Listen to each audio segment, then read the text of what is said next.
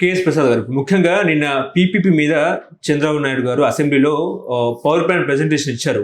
PPP అంటే కేవలం ప్రైవేటీకరణ కాదు అన్నట్టు కూడా ఆయన మాట్లాడడం జరిగింది.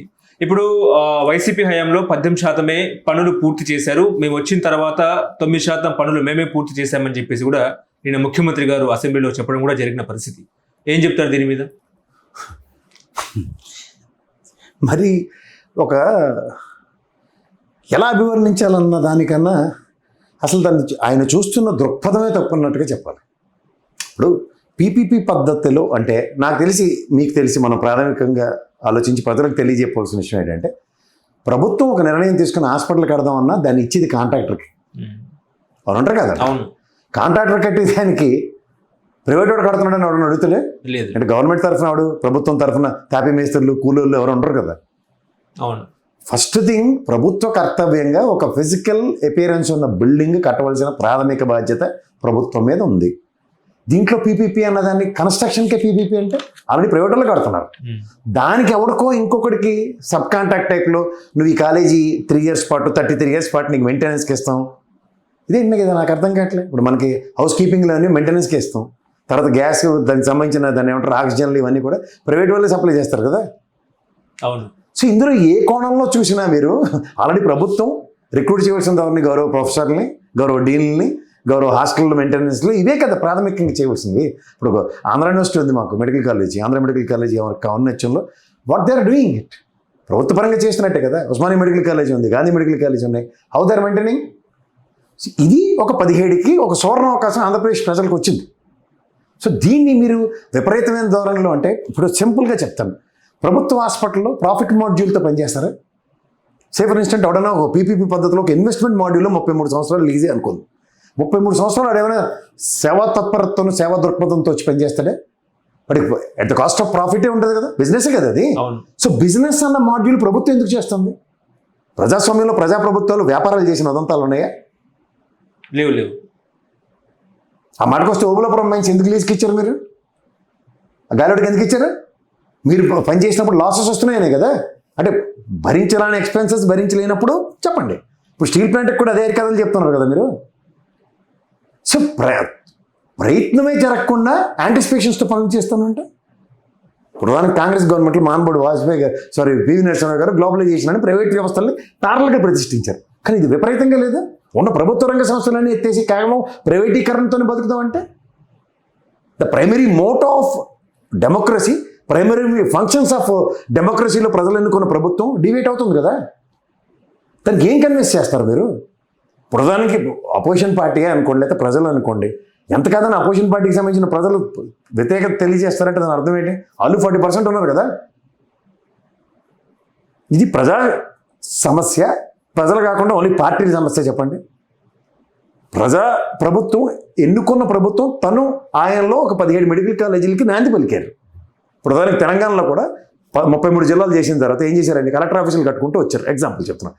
ఒకే యుద్ధ ప్రాతిపదిక 33 డిస్ట్రిక్ట్లోనే అయిపోయాయి అవలే కదా. ఓవర్ పీరియడ్ ఆఫ్ టైం నాకు తెలిసి ఒక 5, 6, 12 ఎన్నో అయ్యాయి.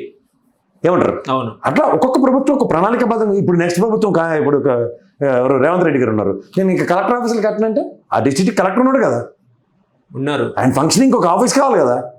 అది ప్రభుత్వ బాధ్యతనే కదా. ఉదాహరణకి ప్రైవేట్ భవనంలో ఉండొచ్చు ఓవర్ పీరియడ్ ఆఫ్ టైం. ఇవన్నీ శాశ్వత భవనాలు ప్రజాస్వామ్యంలో ప్రజలకు సంబంధించిన ఆస్తుల కింద పరిగణించే దగ్గర ఇది ఎక్కడ విడ్డూరు అండి? అసెంబ్లీని పీపీపీ పద్ధతిలో ఎవరిదైనా అద్దె భవనం తీసుకుని దాంట్లో మెయింటైన్ చేయండి చూద్దాం. ప్రత్యామ్నాయం దేనికి చూస్తున్నారు దాంట్లో? నాకు అర్థం కావట్లేదు. ప్రజల ఆరోగ్యం, విద్య, వైద్యం, ఈ 3 ప్రాథమికంగా ఒక ప్రజాస్వామ్యంలో ప్రభుత్వం చేయవలసిన బాధ్యతలో ఇందులో ప్రైవేట్ ఏంటి? ఆల్రెడీ ప్రైవేట్ మెడికల్ కాలేజెస్ ఉన్నాయి కదా. ఇప్పుడు గతంలో జగన్మోహన్ రెడ్డి గారు ఇచ్చిన ఎక్స్ప్లెనేషన్ ఏముంది దాంట్లో? సమ్ అబ్నార్మల్ ఫీజెస్ కొంత సెట్ ఆఫ్ పీపుల్ దగ్గర తీసుకుంటున్నాం దాంట్లో సీట్ల విషయంలో, ప్రైవేట్ సీట్లే అనుకున్నాం for the sake of maintenance కదా. అలా ఇవాళ మీరు స్కానింగ్కి ఒక 500 రూపాయలు ఛార్జ్ చేయండి, ప్రజల దగ్గరే కదా. లేకపోతే ఓపీ ఛార్జెస్ 200 రూపాయలు బేర్ మినిమం పెట్టండి. ఇవాళ 100-200 రూపాయలు బేర్ మినిమం ఎఫర్ట్ చేసే పరిస్థితుల్లో చాలామంది ఉన్నారు. వీటితో మెయింటెనెన్స్ ఎంత అవుతుంది? ఈచ్ మెయింటెనెన్స్ 194 కోట్ల 50 లక్షలు అగ్రిగేట్న. 194 కోట్ల 50 లక్షలు ఒక అగ్రిగేట్ను ఒక హాస్పిటల్ డిస్ట్రిక్ట్ హెడ్ క్వార్టర్స్లో ఉండి సంపాదించలేకపోయిందంటే నవ్వుతారన్న. ఈ ప్రైవేట్ వ్యవస్థలో ఎలా దోపిడీ జరుగుతుందండి? కానీ కేంద్రం ఇచ్చిన నాబార్డ్ కానీ లేకపోతే వివిధ సంస్థలు ఇచ్చిన రుణం మొత్తం కూడా 8,540 కోట్లు అయితే అందులో 1,550 కోట్లు ఖర్చు చేశారని చెప్పేసి కూడా నిన్న సీఎం మాట్లాడారు. ఇప్పుడు 6,500 కోట్లు మీ బాధ్యత కదండి. ఇప్పుడు ఈ టెన్యూర్ మీదే కదా. ఇప్పుడు గత ప్రభుత్వం అప్పు చేసిందని మీరు తీర్చడం, వడ్డీ కట్టమన్నది ఏమైనా ఉంటుందా? రుణాలు మళ్లించారు, ఎస్టాబ్లిష్ చేయండి. ఊరికే లెక్కర్ స్కామ్ అని చెప్పి అభివర్ణించి ప్రాణాలు తినేస్తున్నారు కదా 18 నెలలు బట్టి. మీరు అన్నట్టు నాబార్డు నిధులు దేనికి ఇచ్చారు? కేంద్ర ప్రభుత్వం 134.50 లక్షలు ఇచ్చింది. గూగుల్ సెర్చ్ చేయండి ఒకసారి. ఆ అగ్రిగేట్కి ఒక హాస్పిటల్కి ఇచ్చింది, ఒకే ఒక హాస్పిటల్కి. మిగిలింది ఏ పోలవరం మీకు ఎక్స్పీరియన్స్ లేదా? తగిలింది తమాష చూసింది కేంద్ర ప్రభుత్వం. సూపర్ అన్వేషణ చేస్తారన్న పాపానికి నెత్తి వాయగొట్టలేదు మీకు. 4,450 కోట్లు మీరు ఖర్చు పెడితే జగన్మోహన్ రెడ్డి వచ్చిన గవర్నమెంట్కి ఫస్ట్ 3 నెలల్లోనే వచ్చింది అది అమౌంట్. అంటే మీరు కేంద్ర ప్రభుత్వం సంబంధించిన వాటికి పనులు చేసేస్తే డబ్బులు ఇస్తే అర్రే మీరు చేసింది అసలు రాష్ట్ర భవిష్యత్తు బంగారు పునాదులు. మరి ఇదే పని అయినా డిస్ట్రిక్ట్ హెడ్ క్వార్టర్స్లో ఒక్కొక్కడికి గవర్నమెంట్ మెడికల్ కాలేజీలు పెడితే అభివర్ణించే విధానం చూడండి. 4 పత్రికలు 4 న్యూస్ ఛానల్ ఉన్నాయని చెప్పి ఓదరగొట్టే కార్యక్రమం తెరలేపి ప్రజా సమస్య కాకుండా వేరే విధంగా చిత్రీకరిస్తామన్న కాన్సెప్ట్ ఎక్కడి నుంచి వస్తుందండి? ఇప్పుడు వాళ్ళు వచ్చిన తర్వాతనే మళ్ళీ ఇన్నోవేషన్ చేశారని చెప్పి కూడా మాట్లాడుతారు. ఎక్కడ రీఇన్నోవేషన్ చేసి మీ చిన్నోటితో చెప్పారు పాడేరు కాలేజ్ ఓపెనింగ్కి వచ్చిందని. నేను మొన్న గజెట్లన్నీ చదివి వినిపించాను. ఓటాన్ అకౌంట్ బడ్జెట్లో 241.83 లక్షలు కేటాయించారు మీరు. ఏది ఎక్విప్మెంట్లు కొనడానికి. అవి లేకుండా మీరు చేస్తారా? ఫేజ్ 1 ఫేజ్ 2 కింద మీరే బైఫర్కేట్ చేశారు. ఆల్మోస్ట్ 17 మెడికల్ కాలేజీలు 10. సెకండ్ ఫేజ్లో ఉంది అండర్ కన్స్ట్రక్షన్లో చాలా వరకు 3/4 కంప్లీట్ అయిన ఉన్నాయి. It's a matter of fact. కొన్ని పాలకొల్లు కొన్ని కాలేజీలు ఉన్నాయి. I'm not contradicting that. There are really in initial stages. ఓ బృహత్తర కార్యక్రమం కదా సార్.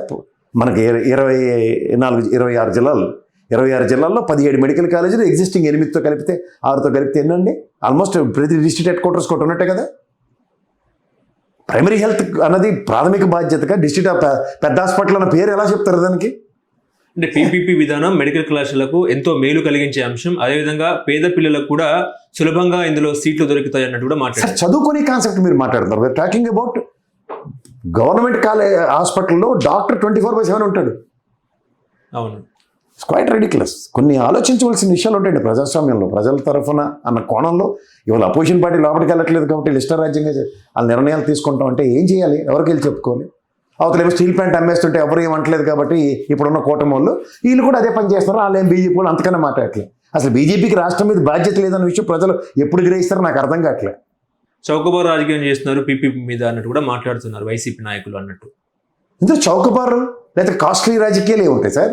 ఇది ప్రజలకు సంబంధించిన అవసరమా లేకపోతే ప్రజలు కాకుండా వేరే ప్లానెట్ నుంచి వచ్చి ఏమైనా ట్రీట్మెంట్లు చేసుకుంటారన్నా చెప్పండి సార్. లేదంటే మీకు తెలియదు అపోలో హాస్పిటల్ కానీ లేదా కేర్ హాస్పిటల్ ఇలాంటివి మీరు ఏ హాస్పిటల్ అని తీసుకోండి, వాళ్ళ ఛార్జెస్ ఎంత అబ్నార్మల్గా ఉంటాయో తెలియవా? ఎవరి దగ్గర పురంధేశ్వరమ్మ గారు వైజాగ్లో హాస్పిటల్ పెట్టారు. ఒకసారి వెళ్ళి చెక్ చేయండి, రేట్లు కంపేర్ చేయండి పక్కన ఉన్న కేజీహెచ్ కింద దానికి. ఏం సార్ ఏం మాడుతున్నారు? అంటే ఇందులో మొత్తం కమిషన్లకే ఈ రకంగా పీపీపీ వాళ్ళకి ఇస్తారు. ఏమో సార్ ముందు ఎవరికా ఇస్తే ఏమవుతుంది? కమిషన్ ఇవ్వకుండా ఉంటాడు వ్యాపారంలో. అలా లీడర్ సినిమా చూడండి. ప్రభుత్వం సంబంధించిన బృహత్తర కార్యక్రమం ఏమైతున్నా 20% దాకా ఎత్తిపోతల పథకమే. కానీ సీట్ల రేటు కూడా భారీగా పెంచే అవకాశం ఉన్నట్టు కూడా ఉన్నాయి. 59 లక్షలు ఎంతో చెప్తున్నారు అంటున్నారు. 20 లక్షలకే లబోదిబ్బమన్నాడు జగన్మోహన్ రెడ్డి 20 లక్షలు పెడితే. ఎన్ఆర్ఐ కోటలు ఇవన్నీ మామూలే కదా. అందులో నారాయణ గారి సిద్ధహస్తులు ఇలాంటి విషయాల్లో బాగా తెలిసిన మంచి ఆయన. ఆయనకి టెండరింగ్ వచ్చి ఆయన కూడా వచ్చినట్టుంది టెండరింగ్. ఆయనే వస్తాడు. ఆయన వాళ్ళ సుజనా ఎవరు మన సీఎం రమేష్ ఇలాంటి వాళ్ళే మేధావులు వాళ్ళే కదా. ఓకే, ఇంతకన్నా ఇంకా కొత్త వాళ్ళు వస్తారు. మనం కూడా అమరావతికి సంబంధించింది కూడా అదే కాంట్రాక్టర్లకి మళ్ళీ పిలిచి రివర్స్ టెండరింగ్ కూడా లేకుండా, అంటే రివర్స్ టెండరింగ్లో డబ్బులు తగ్గించిన ఉదంతం చూసాం. వీళ్ళకి మళ్ళీ మొబిలైజేషన్ అడ్వాన్సెస్ ఇచ్చి వాళ్ళతోనే రేట్లు పెంచి మరి మొదలెట్టారు కదా కార్యక్రమం. అంత జనాలు ఎంత జడ్డి వేదవాళ్ళు అనుకుంటారో ఆలోచించుకోండి ఒకసారి. ఇప్పుడు ఇనాగరల్ ప్రైస్ అని ఒక అపార్ట్మెంట్ కట్టడానికి ఒక రేటు పెడతాడు. ఆ రేటు పూర్తి కన్స్ట్రక్షన్ అయిందాక ఇనాగరల్ ప్రైస్లో కొన్నోడికి అదే రేటు ఉంటుందా? మళ్ళీ ఏమైనా సడన్గా ఇప్పుడు స్టీల్ పెరిగింది ఇవి పెరిగింది అని రేట్లు పెంచుతున్నాడు. అంటే ఎంత మనం మాలోకాలు అనుకుంటున్నారో వాళ్ళ ప్రవర్తన తీరు చూడమనండి ఒకసారి. ఇప్పుడు పీపీపీ మీద జగన్మోహన్ రెడ్డి గగ్గోలు పెడుతున్నారు. తనకు ఇంట్రెస్ట్ ఉంటే తను కూడా టెండర్ పెట్టుకోవచ్చు అన్నట్టు మాట్లాడుతున్నారు జగన్మోహన్ రెడ్డి. అదే ఉంది సార్. ఇది గగ్గోలు పెడుతున్న మంచి వచ్చి టెండర్ వేసుకుని ఆయనే తీసుకోమంటున్నారంటే ఇదే కదా ఆయన బార్ చేసింది మీతోను. ప్రజలకు సంజయించింది ఏంటి? We're doing with captive war బాబు. వీళ్ళు పెట్టుబడిదారి వ్యవస్థ మనం యుద్ధం చేస్తున్నాం, వీళ్ళు ఎంతసేపు దోపిడీ వ్యవస్థకి తెరలు లేపుతున్నారని చెప్పుకుని వచ్చాడు ఆయన. ఆయనకి జనాలు ఎర్రమాలోకలే 11 స్థానాలు ఇస్తే మనవాడి చేస్తాం దానికి. ఇప్పుడు అనుభవిస్తారు, ఏముంది? హాస్పిటల్ గురించి తెలియని కుటుంబం ఎవడని ఉంటే ఒకసారి చెక్ చేసుకోమనండి. ఆ తర్వాత ఆ మిడిల్ క్లాస్ కుటుంబం ఎలా చిన్న భిన్నం అవుతుందో ఒకసారి చెక్ చేసుకోమనండి. అప్పటిదాకా దాచిన సేవింగ్స్ అన్నీ అతలాకుతలం అయిపోతాయి. ఇన్ని తెలిసి కూడా ప్రజలు ప్రతిస్పందించట్లేదంటే ఆలోచించాలి, వాళ్ళు విజ్ఞతకి వదిలేయాలి.